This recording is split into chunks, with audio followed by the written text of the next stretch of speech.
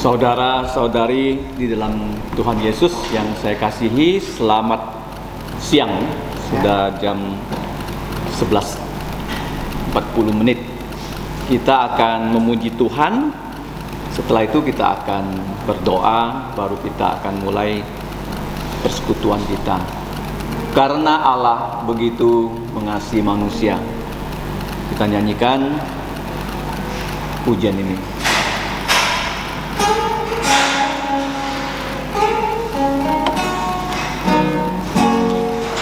Karena Allah cinta manusia, Ia telah berikan Tuhan Yesus pada manusia, agar kita semua percaya Dia tidak ke neraka, tapi ke sorga.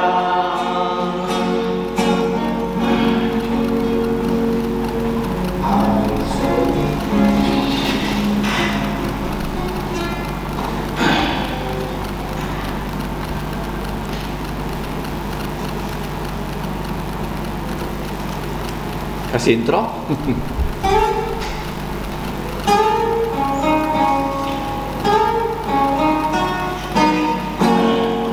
Tuhan Yesus gantikan kita taat sempurna, serta mati itu dosa kita, lalu dikubur dan bangkit pula, tampakkan diri bertubuh mulia.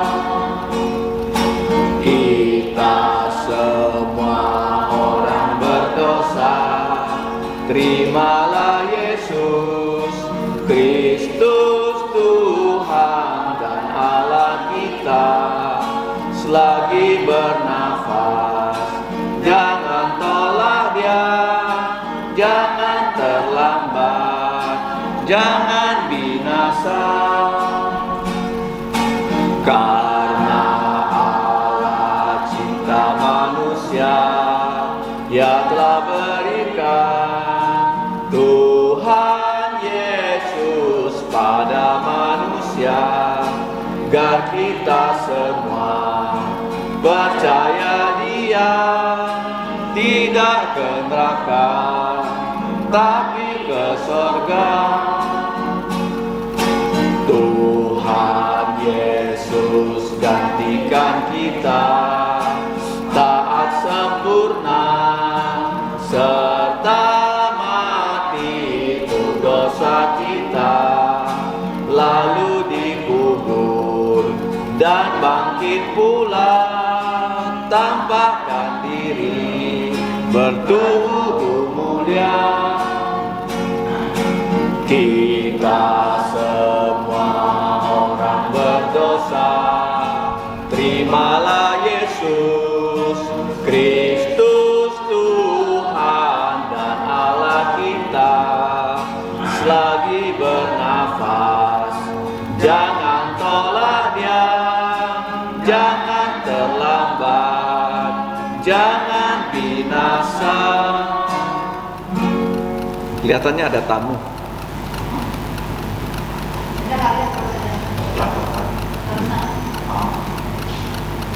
Mari kita berdoa. Bapa, kami datang mengucap terima kasih karena Engkau telah memberikan kami kesempatan untuk percaya Yesus, bahkan kesempatan untuk melayani Engkau. Ya Bapa, sekarang kami mau bersekutu, kiranya Roh-Mu memberikan kami tuntunan, dan Engkau juga mengampuni dosa kami. Dengan darah Tuhan Yesus, hapuskanlah semua pelanggaran kami. Kami berdoa dan berterima kasih hanya di dalam nama Tuhan Yesus. Amin. Mari kita membuka Injil Tuhan Yesus. Kita membaca dari perikop pertama ya, halaman 24. Pra-eksistensi Kristus. Kita membaca secara serentak ya. prolog Injil dalam Injil Yohanes pasal 1 ayat 1 sampai 14 dan Ibrani pasal 1 ayat 3. Kita baca bersama-sama.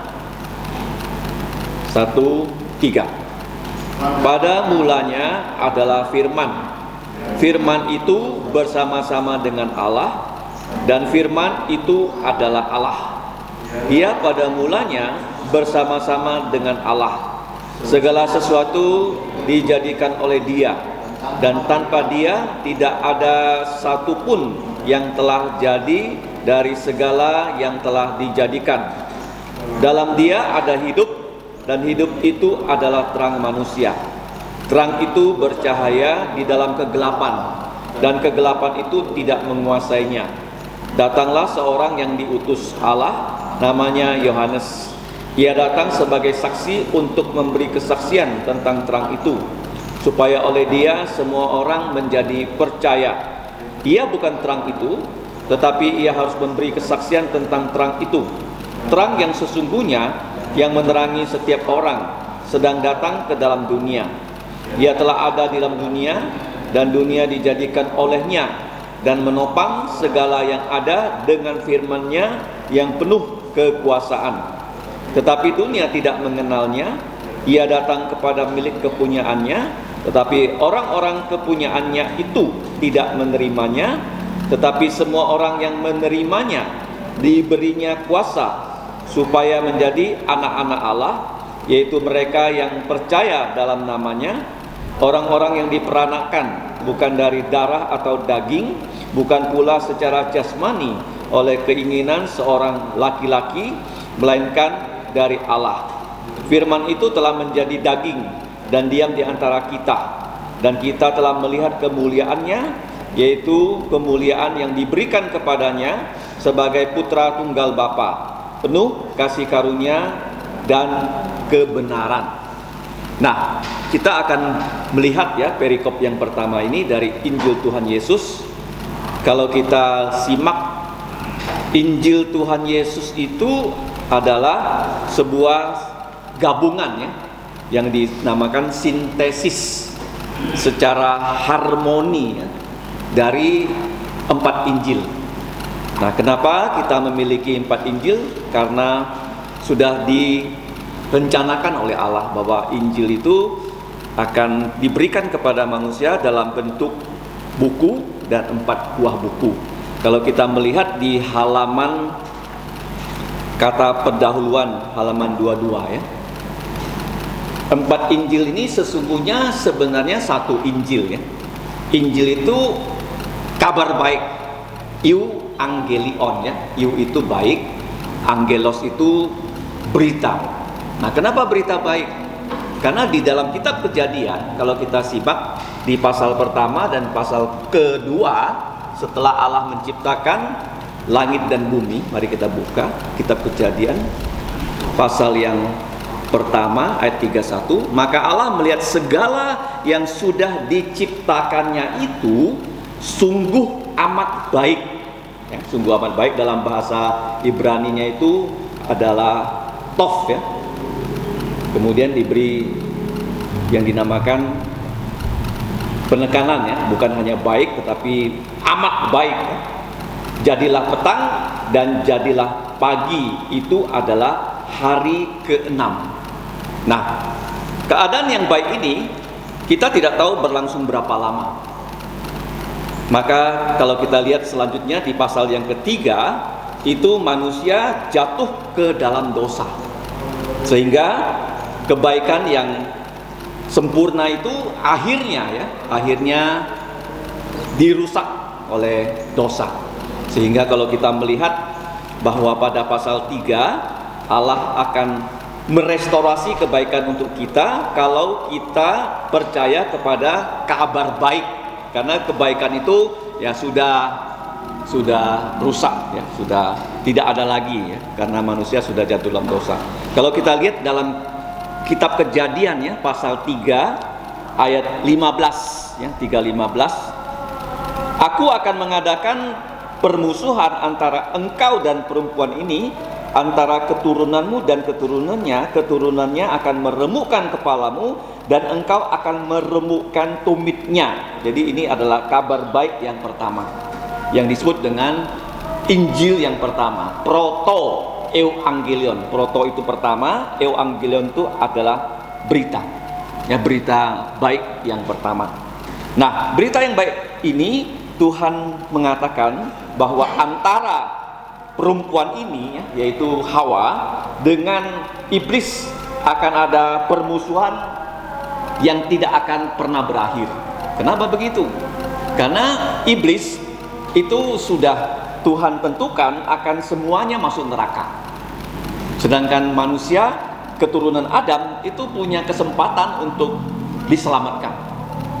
Sehingga dengan demikian, iblis itu dia pasti tidak rela keturunan Adam itu sampai bisa menerima keturunan perempuan ini dan diselamatkan. Sehingga kalau kita melihat, ya, sejak Kejadian pasal 3 ini, ya, sampai, ya, kitab Wahyu, ya, kalau kita buka, ya, kitab Wahyu pasal yang ke-20, itu selalu ada permusuhan antara, ya, kita manusia dengan iblis. Ya, baru di pasal 20 iblis dihukum, nah, maka permusuhan itu selesai. Selama kita masih di muka bumi ini, kalau kita mau menyampaikan kabar baik itu tidak gampang. Tidak gampang. Pasti banyak halangannya. Kalau kita melihat, ya, bagaimana Rasul Paulus, Tuhan Yesus menyampaikan kabar baik, selalu, ya, akan ada satu hal yang menentang. Kenapa? Karena di dunia ini, penguasa dunia ini akan memenuhi dunia ini dengan propagandanya, ya, bahwa manusia itu tidak perlu menerima keturunan perempuan Tuhan Yesus untuk diselamatkan. Agama bisa menyelamatkan manusia. Jadi agama di dunia ini begitu nyaring. Dari yang punya agama, yang tidak punya agama itu lebih nyaring suaranya daripada orang yang mengabarkan kabar baik ini. Jadi kita perlu tahu, ya, kenapa kita berada di sini, kenapa kita berada di tengah anak-anak yang masih kecil, baik TK, PG, SD. Itu tujuannya memang memberikan mereka itu kepandaian secara intelektual. Tetapi yang lebih penting adalah kita bisa menyampaikan kepada mereka, sesungguhnya kita semua punya musuh yang sama. Kamu, ya, masih kecil, saya sudah dewasa, musuh kita sama. Akan ada permusuhan yang tidak akan selesai, ya, kalau kita tidak percaya pada keturunan perempuan. Kita selalu dikalahkan.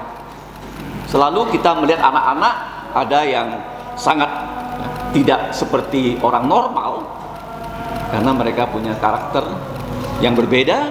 Ada juga kemampuan IQ-nya berbeda dengan yang lain. Sehingga kita yang terlibat, ya, di dalam pendidikan anak di sekolah, kita tahu, ya, karakter-karakter manusia.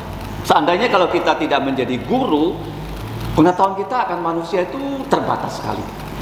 Ya, kalau anak-anak kecil itu, mereka itu memberikan kita satu pengetahuan tentang karakter mereka yang sesungguhnya. Kalau sudah dewasa tuh orang bisa duduk dengan diam, ya, menyembunyikan keadaan dirinya. Kamu nggak tahu, ya, orang itu mungkin wajahnya tersenyum, tapi sesungguhnya dia sedang sedih. Itu orang dewasa. Tapi kalau kita lihat anak-anak, ya, kalau mereka merasa sesuatu, ya, mengganggu, langsung ya memberikan laporan kepada gurunya. Oh, kawan saya tadi mengganggu saya.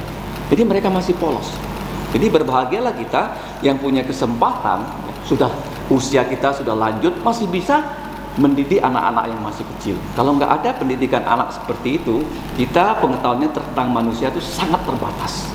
Karena orang-orang dewasa, ya, yang datang, ya, kepada kita di kelas, di tempat-tempat kita bertemu, itu semua sudah seperti orang yang sudah pakai kosmetik.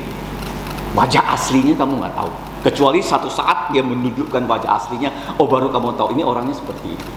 Kalau anak-anak enggak, kamu bisa lihat, ya, mereka itu yang dengan spontan mengungkapkan jati diri mereka.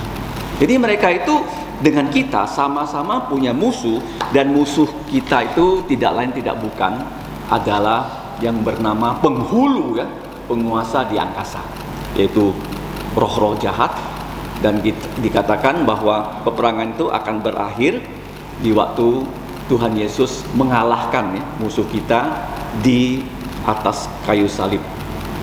Dikatakan bahwa iblis akan meremukkan tumit dari keturunan perempuan, sedangkan keturunan perempuan Tuhan Yesus akan meremukkan kepala ular. Jadi untuk yang pernah membunuh ular saya pernah membunuh seekor ular di Singapura karena ularnya itu keluar dari parit dan kami sedang menunggu bis. Saya lihat ularnya sedang merayap di tepi parit. Saya ambil batu, saya hantamkan kepalanya sampai hancur. Ular itu mati. Kalau ular tidak kita hantam kepalanya sampai hancur lebur, dia masih hidup. Pernah terjadi di restoran di Jakarta, koki yang menyajikan ular kobra. Dia sudah potong-potong ular kobra itu, tapi kepalanya tidak dihancurkan, dan dia mencoba memberikan bumbu kepada ular kobra yang ada di dalam nampan, dan ular itu mematuk dia dan dia mati. Jadi kita harus tahu ini adalah sesuatu yang Tuhan sudah nubuatkan waktu Adam dan Hawa jatuh dalam dosa. Jadi kalau kita lihat di sini dalam pasal 1 ayat 1 Injil Yohanes, pada mulanya adalah firman. Firman ini kata dalam bahasa Yunani logos. Logos Kalau dalam bahasa Ibrani itu bisa dabar, bisa amar, ada dua kata yang umum. Kalau dalam bahasa Yunani dia bisa logos, bisa juga rema. Logos ini kalau kita lihat di sini pada mulanya adalah logos. Logos ini firman. Firman itu bersama-sama dengan Allah Bapa, dan firman itu adalah Allah Putra. Kalau kamu mau tambahkan di sini, dia bukan Allah Bapa, tetapi dia adalah Allah Putra. Dan pada mulanya Tuhan Yesus Allah Putra sudah bersama-sama dengan Allah Bapa. Ini adalah Tritunggal. Nah, kalau kita belum pernah ikut kelas di Setara, bagaimana kita menggambar Allah Tritunggal itu kita semua harus tahu Ini saya akan ulang kembali bagaimana menggambar Allah Tritunggal. Jangan sampai kita tidak tahu bagaimana cara menggambar Allah Tritunggal. Tidak ada cara lain, hanya cara ini. Kelihatan nggak di kameranya?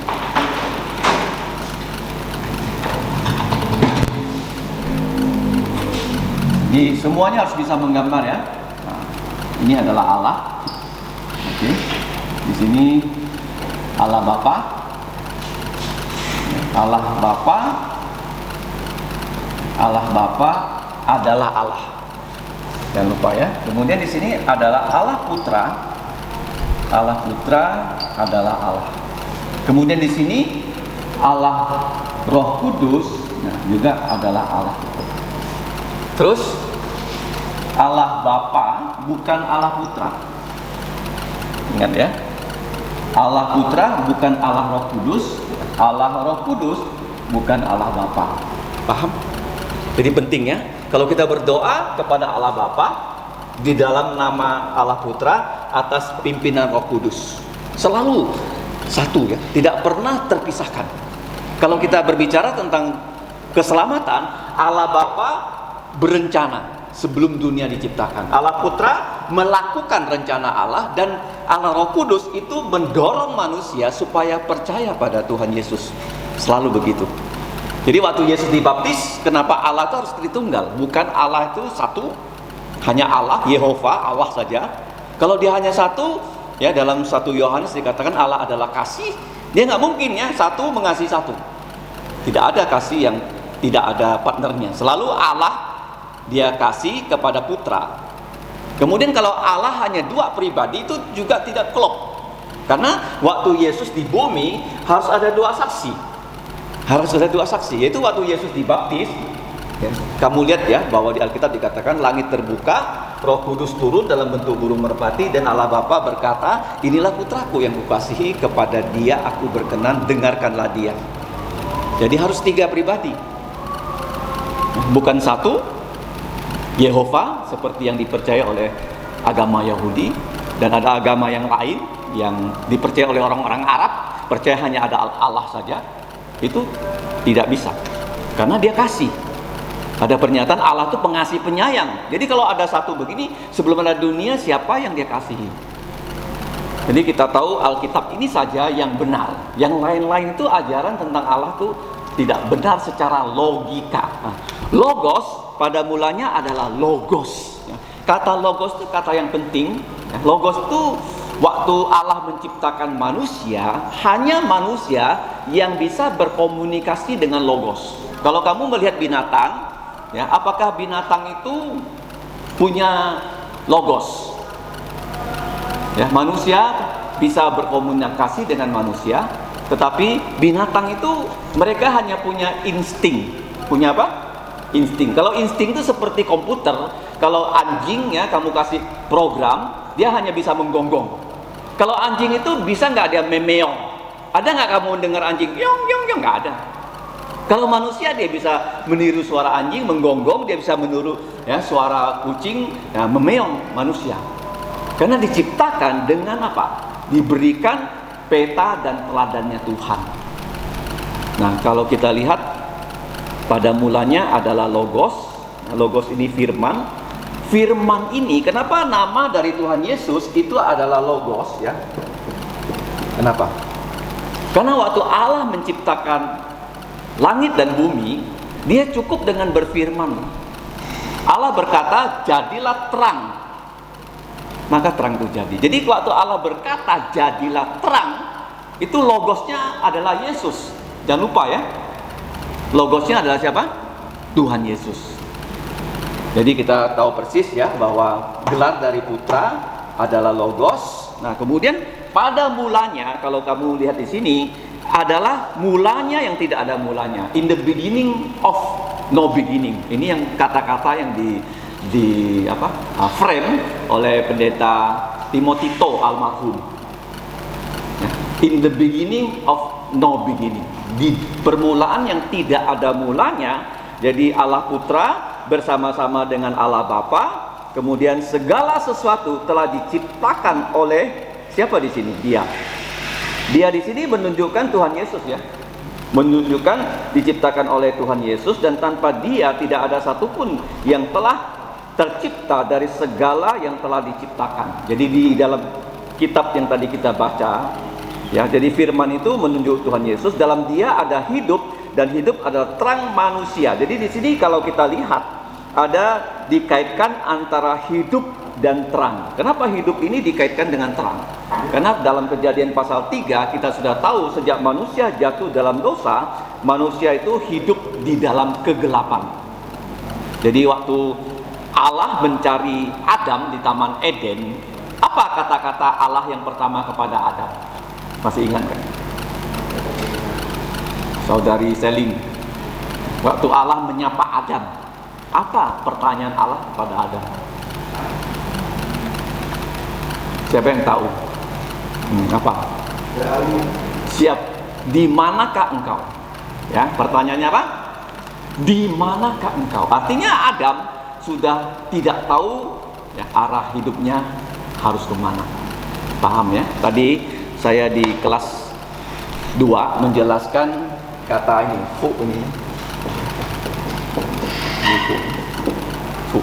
Anak-anak saya tanya, satu manusia di Taman Eden, siapa namanya? Mereka nggak tahu, ya. Akhirnya dibantu-bantu, baru mereka, ya, tahu manusia pertama itu namanya Adam. Karena kata fu ini akan menjadi kata yang kita selalu pakai di tahun baru Imlek. Fu. Satu manusia di Taman Eden, jempolnya 2. Kenapa jempolnya 2? Manusia belum berdosa, Allah kudus, jadi begini, double count. Ya, manusia itu maksimal jempolnya 2. Inilah fu, ya, baik, bahagia. Jadi waktu manusia sudah jatuh dalam dosa, manusia itu sudah tidak ada lagi, ya, fu. Kecuali kalau kita percaya Yesus, dosa kita dihapus, maka Allah itu kudus, kita dikuduskan terus menerus loh. Apa bedanya orang percaya dengan orang tidak percaya? Orang tidak percaya selalu dicemar oleh dosa, tidak pernah dikuduskan. Tetapi kalau kita percaya Yesus, kita dikuduskan, ya, secara posisional, secara progresif, dan nanti akan perfect. Itu bedanya. Jadi kalau kamu percaya Yesus 5 tahun yang lalu dengan sekarang, terus kamu belajar firman, posisi kamu ya itu semakin berkembang. Jadi pada mulanya adalah firman, firman itu bersama-sama dengan Allah, dan firman itu adalah Allah. Dan kita lihat ya, dari firman itu kita mendapatkan kehidupan. Tapi di sini disebutkan kehidupan adalah terang. Terang ya, terang di sini yang akan menuntun kita kepada apa? Kepada firman Tuhan. Kalau kamu ditanya apa itu terang? Ya, terang itu kalau kamu buka di dalam kitab Mazmur, mari kita buka. Terang yang kita lihat sekarang itu terang fisik dari matahari, bulan, bintang, dan lampu-lampu. Tapi kalau kita lihat terang yang dimaksudkan di Alkitab, Mazmur 43 ayat 3. Ya, 433. Kirimkanlah terangmu, tapi di sini terjemahan bahasa Indonesianya kurang pas, bahkan kebenaranmu, ya, supaya aku dituntun dan dibawa ke gunungmu yang kudus dan ke tempat kediamanmu. Jadi jelas ya di sini ya, dalam Injil Yohanes pasal 1, apa itu terang? Terang itu adalah firman Tuhan. Jadi hidup ini bukan hanya sekedar makan minum, ya, tetapi Tuhan Yesus berkata, manusia hidup dari setiap firman yang keluar dari mulut Allah, logos. Ya, logos ya. Paham ya? Logos. Jadi saya tadi katakan, binatang dia seperti komputer. Kalau diprogram dengan instingnya, itulah yang bisa lakukan. Kalau manusia karena diberi ya kehendak bebas, logos, seperti Allah, ya, kita ini seperti Allah. Jadi seperti Allah, kenapa? Karena kita punya apa? Image, ya. Kita punya gambar dan rupa Allah dalam diri kita, sehingga kita itu punya yang namanya kehendak bebas, ya, bebas memilih antara baik dan jahat. Tetapi kalau kita tidak dibantu oleh Allah Roh Kudus, kita tidak mungkin bisa memilih untuk percaya Yesus. Jadi penting sekali ya, kenapa di sini dikatakan antara terang dan kehidupan ada hubungannya. Terang bercahaya dalam kegelapan, dan kegelapan itu tidak menguasai terang. Jadi begitu kita nyalakan terang, terang itu langsung mengusir kegelapan. Tetapi nggak mungkin ya, sudah terang seperti ini, kamu datangkan kegelapan jadi gelap, bisa nggak? Nggak ada. Hanya Allah ya yang bisa membuat sesuatu menjadi gelap. Kita manusia nggak bisa, kecuali lampu itu kita tutup. Jadi kalau terang sudah hadir, terang itu bereksistensi, tidak bisa ditiadakan oleh kegelapan. Itu yang penting. Ya, kalau kegelapan, bagaimana kamu menghilangkan kegelapan? Kamu ambil aja senter, langsung kamu nyalakan senter, gelapnya hilang. Tapi kalau ini terang seperti begini, kamu nggak punya kuasa, tiba-tiba datang, wih, ruangan ini jadi gelap. Nggak mungkin, kecuali Allah. Waktu Yesus disalib, dia buat ya terang itu menjadi gelap dari jam 12 siang sampai jam 3. Jadi di sini ya, ini yang kita pegang, firman Tuhan ini adalah terang. Begitu kamu ya bisa menyampaikan ya satu ayat saja dan dipercaya oleh anak-anak, dan dia percaya Yesus, dia sudah punya terang yang akan bercahaya sampai selama-lamanya loh. Makanya menjadi seorang guru, apalagi guru sekolah Kristen, itu tujuannya paling mulia. Di tangan kita itu ya, bukan hanya masa depan anak-anak, itu adalah masa depan mereka. Apakah mereka masuk surga atau mereka masuk neraka, itu tergantung guru loh. Mengapa peran kita begitu penting ya? Jadi kita harus tahu ya, kita memiliki tanggung jawab yang saya bilang ya, di bumi ini paling penting loh. Nggak ada tuh tugas yang lebih penting daripada kita membawa anak-anak yang masih kecil supaya percaya Yesus. Nggak ada lagi. Dan kalau kita dipakai Tuhan untuk melakukan hal itu, nah upah kita tuh besar di sorga. Ya, memang kita diberi remunerasi waktu kita bekerja di sini, tapi itu untuk kita bisa beroperasi saja. Nah, sebenarnya upah kita bukan di sini. Ya, upah kita di mana? Di surga. Waktu Yesus datang kedua kali. Nah, kemudian kita lihat di sini dalam perikop yang tadi kita baca, bahwa Allah telah berjanji ya, bahwa sebelum Yesus datang, di Israel akan datang seorang utusannya yang bernama Yohanes. Utusanku, Malaki, Yohanes. Nah, Yohanes ini satu nama yang unik ya. Yohanes ya, Yohan itu artinya dari kata bahasa Ibrani itu kenan. Kenan itu artinya Allah memberi hadiah. Ya, hadiah dari Allah. Allah berkenan, dia memberikan hadiah pada kita, yaitu Tuhan Yesus. Yohanes itu artinya hadiah dari Tuhan. Ya, Yohanes. Jadi hadiah dari Tuhan itu siapa? Tuhan Yesus. Lagu yang tadi kita nyanyikan, dia bersaksi, ya, kata kesaksian di sini tentang terang itu, ya. Jadi gelar Yesus di sini ada logos, ya. Kemudian gelarnya itu ada hidup, kemudian gelar Yesus itu adalah terang. Kemudian di sini dia memberi saksi tentang terang itu supaya oleh Yohanes semua orang percaya kepada logos, kepada hidup kekal, kepada terang, yaitu Tuhan Yesus. Dia sendiri bukan terang, ya, terang sesungguhnya yang menerangi manusia itu dikatakan sedang datang ke dalam dunia. Artinya waktu Yohanes melayani selama 6 bulan, Tuhan Yesus itu belum mulai melayani. Nah, seringkali ada polemik, ya. Kenapa di Alkitab tidak dicatat Tuhan Yesus melayani dari 12 tahun sampai 30 tahun? Kemudian ada buku-buku Injil-Injil palsu yang mengatakan, ya, pada saat umur 12 tahun sampai 30 tahun Tuhan Yesus itu berbuat banyak mukjizat. Dia main dengan anak-anak. Tiba-tiba Tuhan Yesus bisa membuat, yaitu mainannya yang berupa ayam, Tuhan Yesus buat menjadi ayam sungguhan, sehingga anak yang tetangga nggak bisa menjadi nangis kena bully Tuhan Yesus. Injil-Injil yang palsu seperti itu. Ada cerita-cerita yang dikarang-karang. Kenapa nggak ada dari umur 12 sampai umur 30? Karena Tuhan Yesus, dia adalah ini Kristus. Kristus yang punya 3 pelayanan, yaitu nabi, ya, dia adalah nabi, dia adalah imam, dia adalah raja. Kalau kita lihat nabi, imam, raja di dalam perjanjian lama hanya boleh mulai melayani umur 30. Jadi selama dia belum umur 30, dia belum dibaptis oleh Yohanes Pembaptis, dia nggak boleh melayani. Kalau dia sampai mengajar di antara umur 12, ya, sampai umur 30, itu tidak sah, nggak boleh. Paham, ya? Makanya di Injil Lukas saja disebut, ya, ia bertambah besar, ya, secara fisik, secara rohani di hadapan Allah, di hadapan manusia. Itulah satu deskripsi tentang Yesus. Dia tidak melayani di umur 12 sampai 30. Paham, ya? Jadi di sini kita lihat, ya, Yohanes ini diminta hanya melayani mendahului Yesus selama 6 bulan saja. 6 bulan loh. Ya. Kita lihat di sini pelayanan Yohanes, bisa kita baca dalam Injil Markus, itu tercantum pelayanan Yohanes.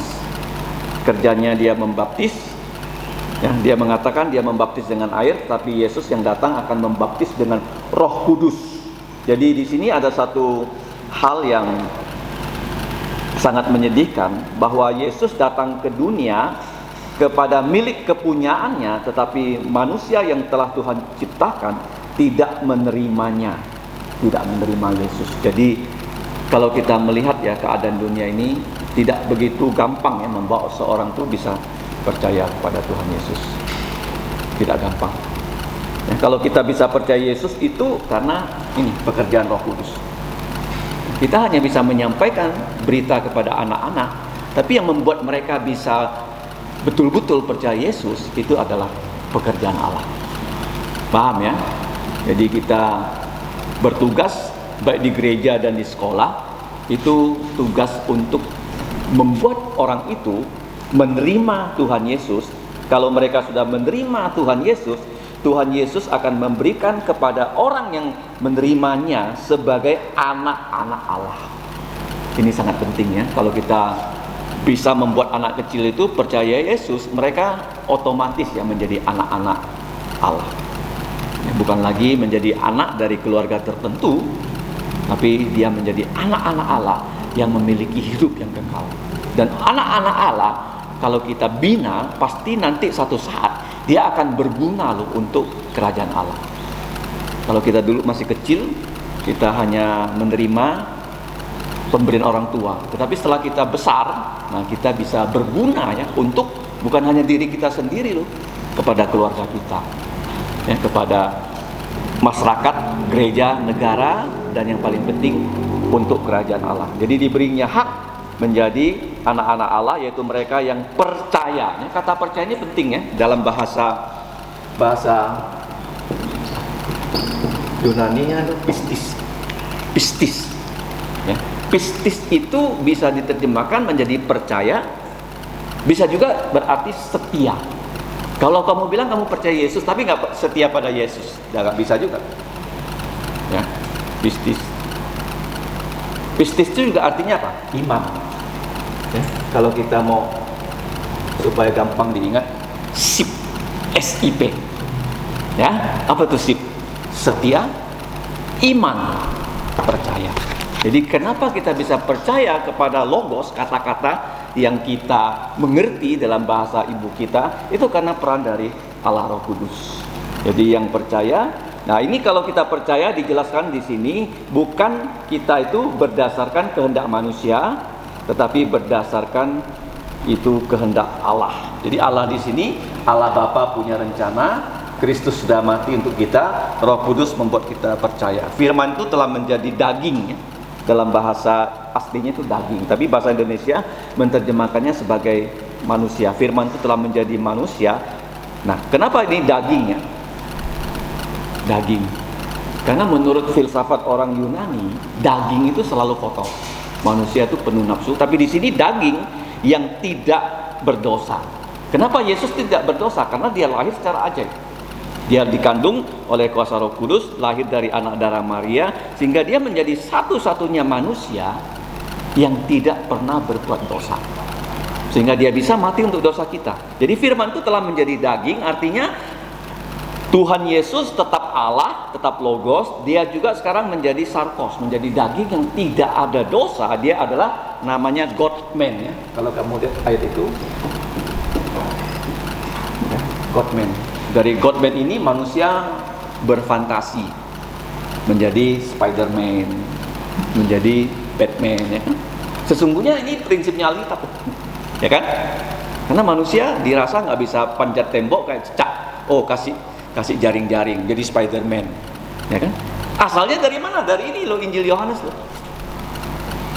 ya kan? God-man. Jadi Allah yang adalah Roh, Allah Putra, dia menjelma menjadi manusia.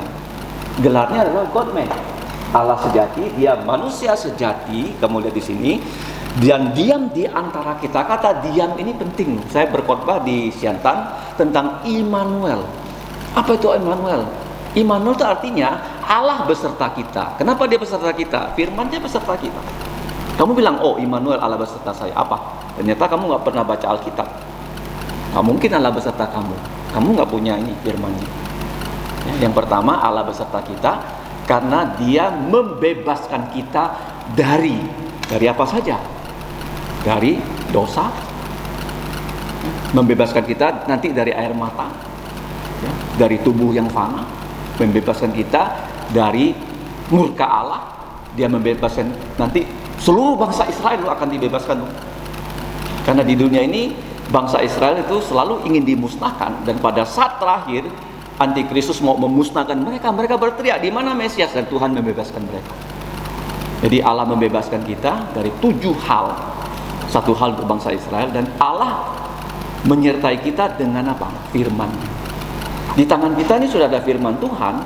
Jadi kalau kita tidak ya membacanya tiap hari, maka gelar Immanuel itu artinya ya tidak begitu fit untuk kita. Terus yang terakhir, apa itu Immanuel? Kita akan nanti tinggal bersama-sama Yesus. Tinggal bersama-sama Yesus loh. Tidak ada di tempat lain yang mengajarkan manusia akan tinggal bersama-sama dengan Allah. Jadi firman itu telah menjadi daging dan diam di antara kita. Sekarang Yesus sudah berada di sorga, dan murid-murid yang menjadi saksi ini melihat kemuliaannya. Kemuliaan yang diberikan kepadanya sebagai putra tunggal Bapa, yaitu penuh kasih karunia bahkan kebenaran. Jadi di sini kita sudah belajar siapakah Yesus dari namanya. Siapa nama Yesus di sini? Logos, firman, kehidupan, terang, ya kan? Kemudian siapa namanya lagi? Di sini God-man. Jangan lupa ya. Dari satu perikop ini kita bisa banyak belajar tentang nama-nama dari Tuhan Yesus. Yang kedua, sifatnya. Nah, di sini dikatakan sifatnya dia penuh kasih karunia, ya, penuh dengan grace, anugerah dan kebenaran. Kemudian apa karyanya? Ya, karyanya dia sebagai pencipta, kemudian dia menjelma menjadi manusia, dan barang siapa yang menerimanya sebagai juru selamat, dia akan mati, ya, untuk dosa-dosa kita, dan kita akan diberi yaitu hak menjadi anak-anak Allah. Jadi untuk siang hari ini, ya, kita belajar dari perikop Injil Tuhan Yesus saja. Kalau Tuhan berkenan, minggu depan kita akan belajar dari pengantar perjanjian baru yang tadi saya sudah kirimkan. Semoga bisa buatkan bukletnya untuk yang belum punya, karena kita penting, ya, untuk mengenal firman Tuhan, ya, supaya kita bisa menjadi seperti Yohanes Pembaptis, ya, menjadi saksi Tuhan Yesus yang mengantarkan, ya, anak-anak yang setiap minggu bertemu dengan kita. Untuk guru tertentu bertemu mereka seminggu sekali, untuk wali kelas bertemunya tiap hari, ya. Kamu jangan lupa, ya, selain memberikan mereka yaitu perkembangan secara intelektual, mereka juga harus memiliki ini yang namanya pistis. Apa itu pistis? Iman percaya Yesus, setia pada Yesus, dan mereka tetap percaya pada Tuhan Yesus. Mari kita berdoa. Bapa, kami mengucap syukur untuk kesempatan kami bersama-sama membaca dan merenungkan firman-Mu. Kiranya Roh-Mu yang kudus memberikan kami pertolongan agar kami sungguh-sungguh mengerti akan firman-Mu. Ya Bapa, kami serahkan persekutuan kami di siang hari ini, kiranya nama-Mu dimuliakan. Kami juga mau mendengarkan kesaksian dan pokok-pokok doa, supaya kami dapat saling membagi informasi, beban kerja dan pelayanan, dan juga saling mendoakan. Kami serahkan Bapa waktu ini ke dalam pimpinan-Mu. Ampuni dosa kami dengan darah Tuhan Yesus, hapus pelanggaran kami. Dalam nama Tuhan Yesus kami berdoa dan berterima kasih. Amin.